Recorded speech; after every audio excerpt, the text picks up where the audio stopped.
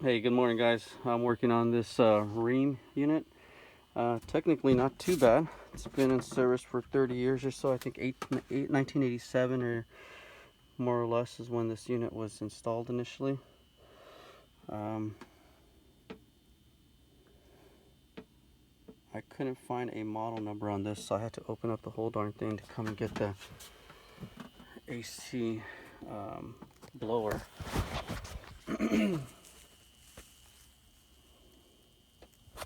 You see the number there for the model number. That might be a model number, I'm not really sure, but what I need is this fan, and the model number for the motor, if I'm not mistaken, is buried underneath the belt. So some fans have these brackets affixed or welded to the actual motor.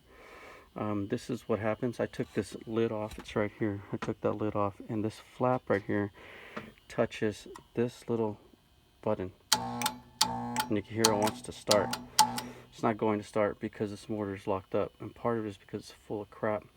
I'm thinking if I were to clean it off, I can probably get the motor going again. But it's not my motor, so it's not a big deal for me to come up here and fix my own motor, but I don't want to come back out here in a year or so and do it. So we're just going to go and get that new motor. The motor, I forget, 75 to 150 bucks.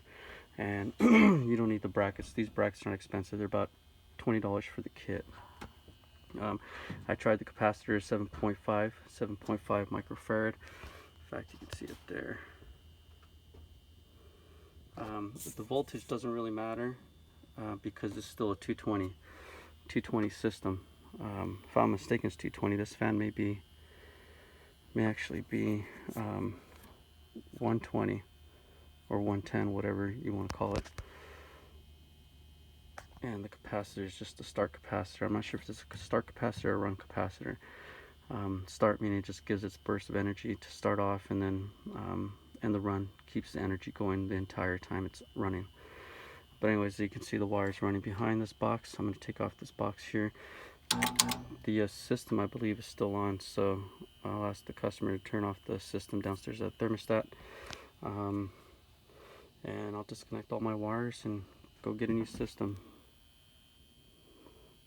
I couldn't find a model number. It came with this here, but when I looked it up, I couldn't find crap.